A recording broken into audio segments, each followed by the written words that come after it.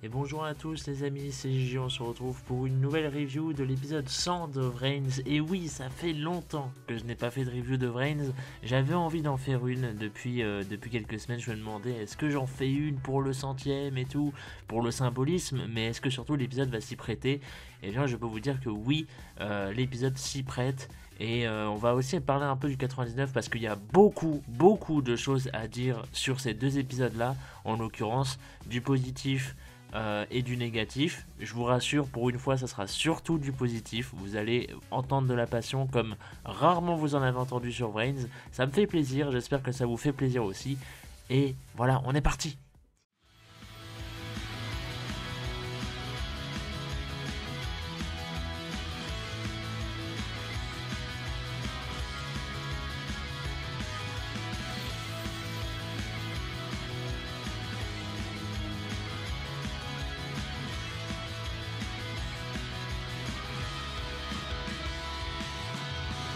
Into the brains! Oh, ça faisait longtemps qu'il n'y avait pas eu cette petite intro, évidemment, que je dois changer depuis environ 2 ans maintenant. Mais bon, voilà. Alors oui, il y a beaucoup de choses à dire sur cet épisode de Friends. Alors je vais surtout parler du centième, mais le 99 est compris dedans. C'est entre guillemets tout ce qui est le versus Bowman et Playmaker, évidemment. Je ne vais pas revenir sur mes avis d'avant, je peux vous le dire maintenant, mais je vous le dirai plutôt en fin de vidéo. Mais voilà, il y a une petite annonce qui concerne ce qu'on a fait l'an dernier avec des gens sur l'avis global de la saison, qui du coup arrivera probablement dans le mois si j'ai le temps de le faire. C'est pas garanti ou ce sera le mois prochain, mais ça arrivera, ne vous inquiétez pas, ça va se faire. Et voilà. Donc, pour qu'on rentre dans le vif du sujet, qu'on parle un peu de cet épisode 100, je vous l'ai dit, pour une fois, il y a beaucoup de choses à dire, et ça fait, honnêtement, ça fait plaisir d'avoir des choses à dire sur Vrains, parce que d'habitude, j'ai pas grand chose à dire, et le peu que j'ai à dire, c'est du néfaste. Là, il y a pas mal de choses à dire, et il y a beaucoup de bien, mine de rien, et ça fait plaisir, les gars, ça fait vraiment plaisir. On va commencer par le petit point, qui est un petit peu du négatif positif. Qui est le point de Akira et de Emma, donc Ghost Girl, qui sont extrêmement en retard. Je ne comprends pas ça par contre.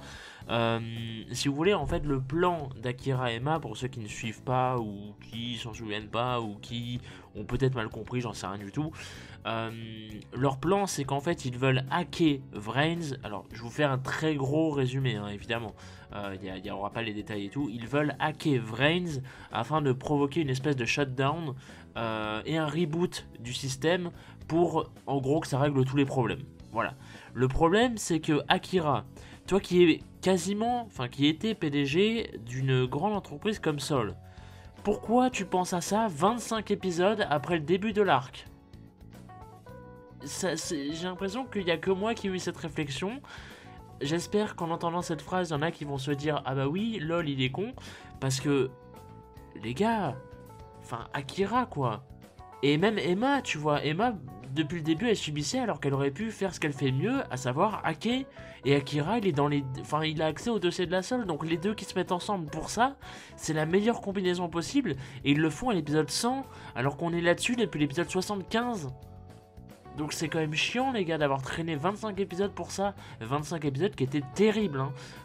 Je ne vais pas me prononcer. Je ne vais pas me prononcer maintenant. Mais 25 épisodes qui étaient ouh là là. Évidemment, rendez-vous dans quelques semaines pour la vidéo avis sur la saison 2. Va falloir être costaud pour endurer ce que je vais dire, hein.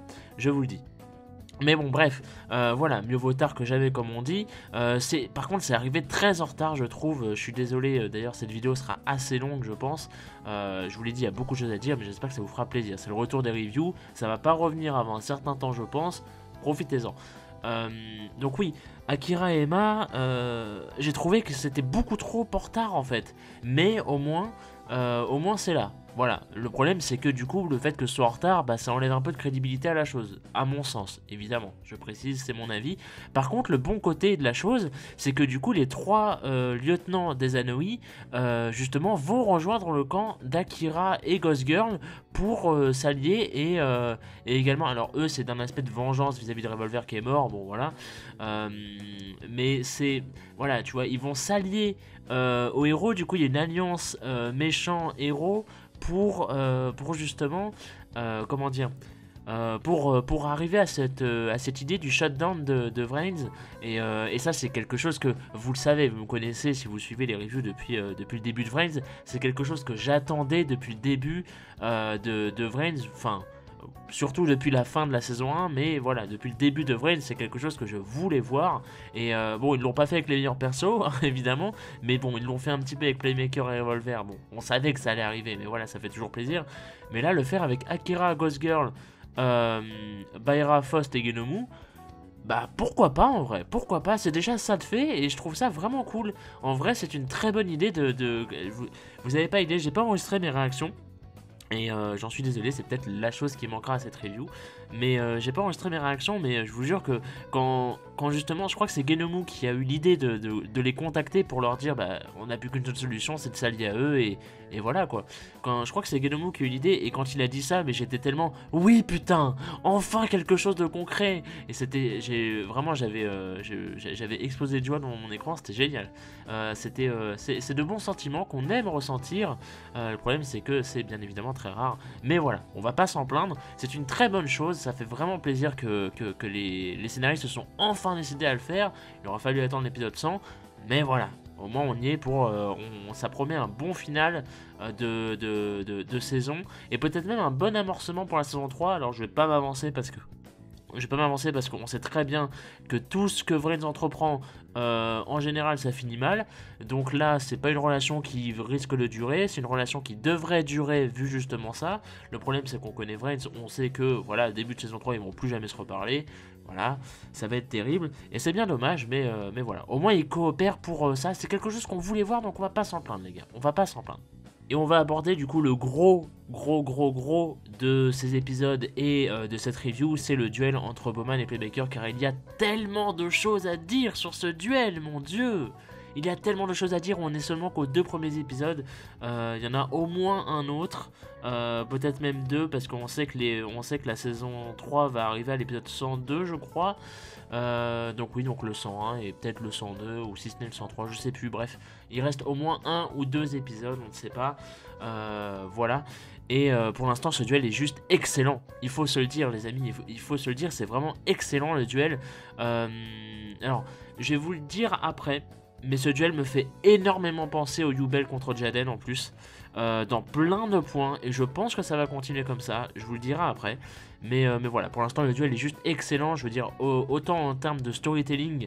Enfin, en termes de storytelling, oui et non. Enfin, les deux, en fait, ce qui est bien, c'est que les deux adversaires se racontent pas vraiment grand chose, mais le dialogue, et c'est des dialogues très intéressants, tu vois, c'est à dire qu'il n'y a pas de... Le storytelling en général, c'est le message qui est caché derrière des actions, tu vois ce que je veux dire, c'est à dire que par exemple Spectre, quand on va prendre l'exemple de Spectre parce que c'est quelqu'un qui parle vraiment bien en termes de storytelling.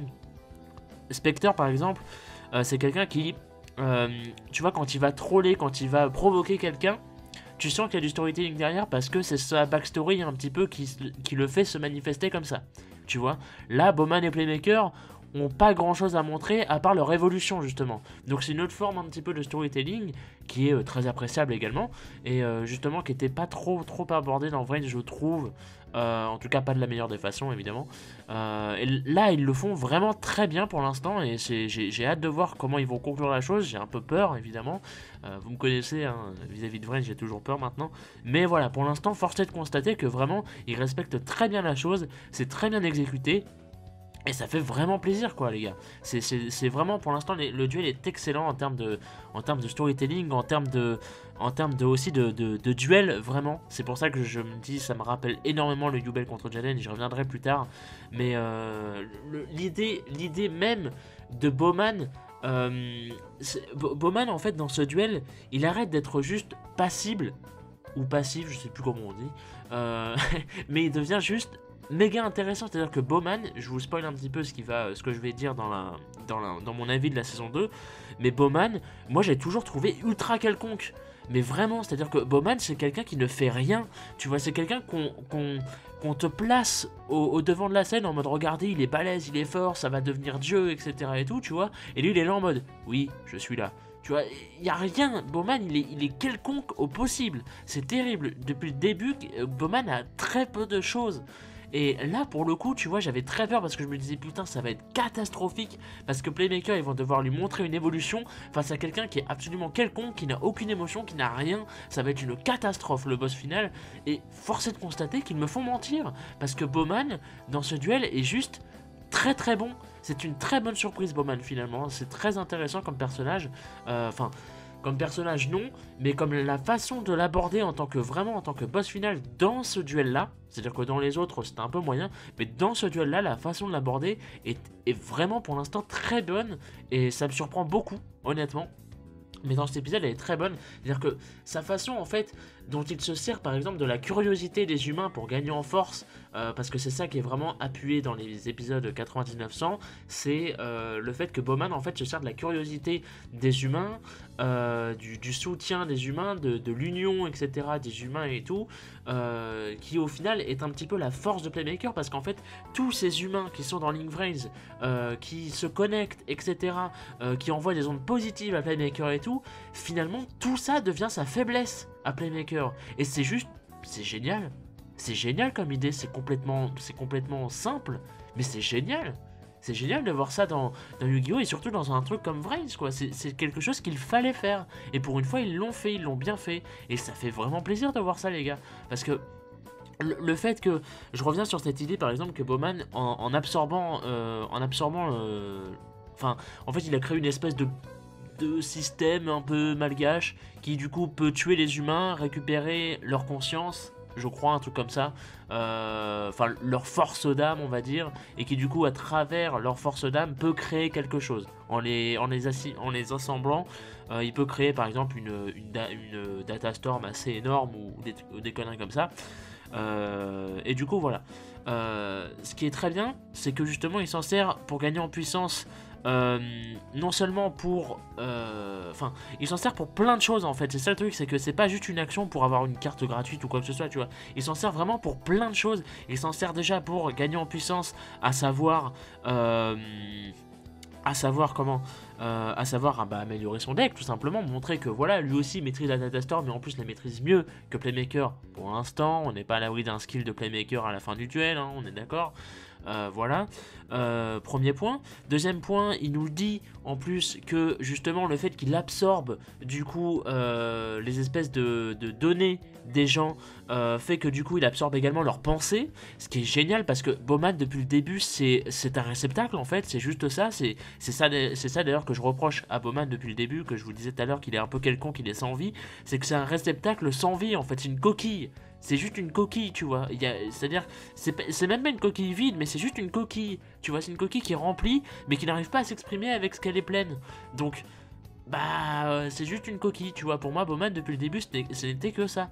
Et là, justement, il se sert de son rôle d'hôte, de réceptacle, à la perfection. Parce que, genre, tu vois, pour une fois, on te montre que ce qu'il absorbe est utile et en plus contre l'adversaire, parce que t'as tout le monde, par exemple, qui se servait d'encourager Playmaker, de dire tiens, regarde, ton prochain move, tu peux faire ça, etc. Ce sera efficace contre Bowman. Et bah, du coup, lui, il arrive à prédict. Quelque part, Bowman devient l'oracle, mesdames et messieurs, de Playmaker. Et du coup, voilà. Non, en vérité, j'ai dit ça en rigolant et voilà, j'espère que ça vous fait rire un petit peu aussi. J'essaie d'y mettre un peu du mien. Mais je trouve l'idée est vraiment géniale. L'idée est vraiment géniale parce que ça exploite le potentiel de Bowman qui n'est au final qu'un réceptacle et ça l'exploite parfaitement. Donc c'est génial comme idée à faire et ils l'ont fait. Donc c'est très très bien. Même moi j'y avais pas pensé. Alors que Dieu sait que je suis l'oracle de Vrains évidemment. Mais voilà, je n'y avais pas pensé. Donc c'est quand même terrible. Il y a ce point là. Il y a aussi un autre point qui montre que justement Bowman a justement la force de créer quelque chose d'assez fort pour détruire tout Link Vrain et tout, tu vois, ça le met bien en avant là pour le coup, tu vois, c'est pas les autres qui le mettent en avant, c'est lui-même qui se décide de tiens j'ai le pouvoir, je le fais et tout, tu vois, et c'est très cool. En plus il y a ce rapport, je viens de me souvenir qu'il y a ce rapport avec justement les Playmakers qui lui disent ouais mais tu les prends un peu comme des otages et tout, c'est de la triche et tout, et Bowman il dit un truc du style non, c'est pas des otages, c'est juste je les tue et je récupère leur savoir et basta, tu vois. Enfin, je me souviens plus vraiment du texte, et dit comme ça, c'est pas vraiment classe, mais je me souviens que le texte en lui-même, je pense que vous savez de quel passage je fais référence. Le problème, c'est que je me souviens pas exactement du texte, donc je pourrais pas vous le dire, mais voilà, il y a une espèce de dialogue, d'échange, un petit peu de, pas d'idéal, mais de, genre ils veulent l'accuser d'hypocrisie, et Bowman leur dit bah non, c'est pas hypocrite, en fait, c'est juste, c'est juste normal, et il a raison. Et il a putain de raison à ce passage. Et ça m'avait fait juste halluciner parce que je me disais, mais waouh, pour une fois, Bowman est juste lucide en fait. Et voilà, c'était super cool. Et pareil d'ailleurs, je l'ai noté là, le système de la Data Storm Omega Master là que Bowman utilise, les gars, ça fait totalement rappeler les esprits de la Terre immortelle dans 5D quoi. C'est totalement ça, il se sert des âmes des consciences présentes dans Vrains pour les sacrifier et avoir un monstre plus puissant. C'est exactement l'esprit, justement l'esprit des esprits de la Terre, si vous me permettez ce petit jeu de mots, évidemment. Autre point, du coup, évidemment, la bonne gestion du monde IRL. Enfin, IRL et virtuel aussi, surtout, on va pas se mentir, mais voilà, il y a une bonne gestion de pas juste les héros. Pour une fois, il y a vraiment une ampleur. Et c'est pas juste une ampleur pour faire une ampleur, chose que j'avais très très peur d'ailleurs, parce qu'il te disait oui, ça va être retranscrit dans Vrains, etc. et tout, mais ça va juste être une vidéo, tu vois, c'est ce qu'on s'attendait, un peu comme Revolver. Enfin, Revolver, il y avait cette espèce de délire avec la tour, mais voilà, il n'y avait pas de... Enfin si, il y avait quand même des gens qui mouraient en fait, j'en me souviens, bon, c'était pas bien fait. Là, tu vois, j'avais très peur, parce que je me disais ça va être... pareil, ça va être terriblement chiant, les mecs vont juste remater le duel et ça va rien avoir et tout. Et là, pour une fois, c'est dangereux, c'est trash, c'est presque gore. Et putain, c'est une super bonne gestion justement de l'univers de Vrains en fait. Et du truc IRL. Alors, ça par contre, c'est quelque chose où beaucoup de gens ont trouvé ça extrêmement con. À savoir que, enfin, c'est mon cas aussi, hein, faut vraiment être con pour faire ça. À savoir que les gens, justement, en sachant le danger qu'il y avait dans Vrains, c'est-à-dire que si tu y allais, tu pouvais plus te déconnecter et littéralement t'attendais ta mort, et ben il y a des gens qui allaient se connecter dedans. Donc ça, faut vraiment avoir un Q négatif pour faire ça. Mais le truc, c'est que c'était vachement bien mise en scène.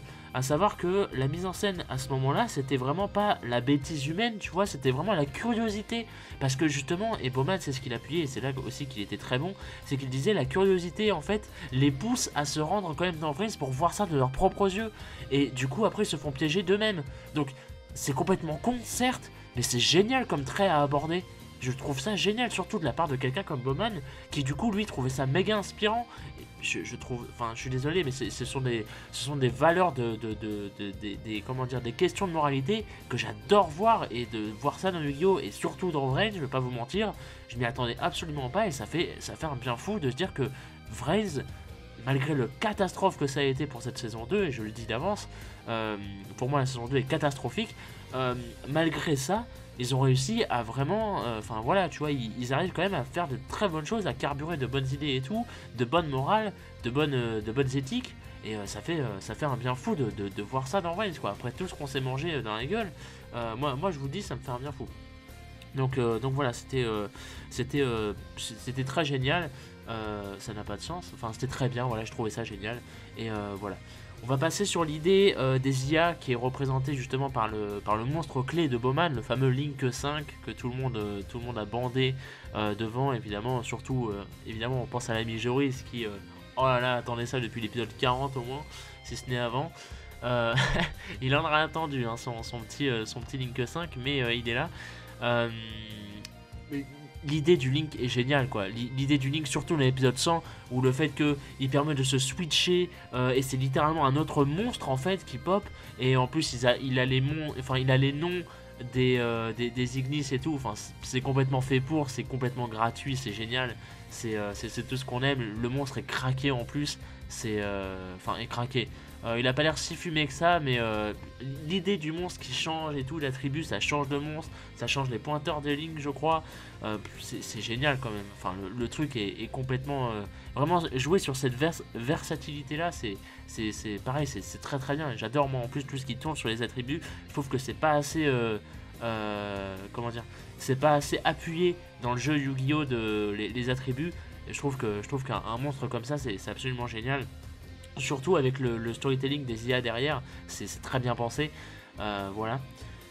Et dernier point du coup que je vous ai un peu teasé tout à l'heure, c'était le duel que je trouve très similaire à Yubel et Jaden. Je vais vous expliquer comment je vois le duel et comment je pense qu'il va se passer du coup pour la suite. Alors je rappelle, je ne lis pas les spoilers, je ne sais pas ce qui va se passer, tout ça. Voilà. Alors si vous voyez depuis le début, on a eu le tour où Bowman a invoqué son monstre Link 5.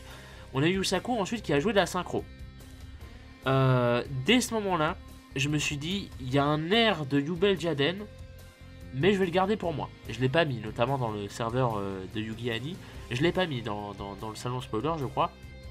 Je l'avais gardé pour moi, ce petit truc, parce que je me suis dit, on va voir comment ils vont tourner la chose, mais il y a moyen. Et j'avais commencé à en parler, justement. J'avais commencé à dire que je pense qu'en fait, Yusaku va invoquer toutes les méthodes, enfin, va faire toutes les méthodes d'invocation une par tour. Ce qui, du coup, expliquerait pourquoi le duel va durer 4 épisodes. Et en fait, à chaque fois, son monstre se ferait détruire, mais il gagnerait des points. Enfin, il gagnerait des points de vie, mais il réussirait à s'échapper de la défaite, en tout cas. Pas forcément des points de vie, il peut en subir, etc. Mais il réussirait à s'enlever à s'extirper de la défaite. Et là, pour l'instant, c'est exactement ce qu'on voit. Et je pense que ça va continuer ainsi, parce qu'on a eu la fusion dans l'épisode 100. Et surtout, il y a plein d'indices qui me font penser ça. Et je pense que je ne suis pas le seul. Je pense que, par exemple, Joris ou peut-être d'autres personnes aussi pensent la même chose que moi. Vous me direz d'ailleurs, Joris, si jamais tu es encore là, tu me diras ce que tu en penses. Mais je pense vraiment qu'on se dirige vers un Yubel Jaden. À savoir que en fait il a invoqué son Ace Monster dès le premier tour, il détruit tout, et pendant ce temps là le héros en l'occurrence ne peut que meubler, tenter de survivre jusqu'à avoir son atout final. Et je pense qu'on se dirige grandement vers ça, parce que si vous regardez le schéma du duel, Yubel contre Jaden, c'était quoi? Yubel contre Jaden, c'était, elle invoque Yubel, elle invoque Terreur incarnée. Jaden passe littéralement 2 ou 3 épisodes à affronter Terreur incarné, à tenter de ne pas se faire détruire par l'effet horrible de Terreur incarné, puis il arrive à détruire Terreur incarné, il invoque du coup Cauchemar ultime. Donc Yubel c'est encore pire parce qu'elle avait 3 formes et c'était tous invincibles, donc c'était encore pire. Et d'ailleurs le duel est très bullshit entre Yubel et Jaden. On verra si celui avec Bowman et Playmaker l'est tout autant. J'en doute, je pense qu'il y a moyen d'être mieux géré, mais seul le temps nous le dira.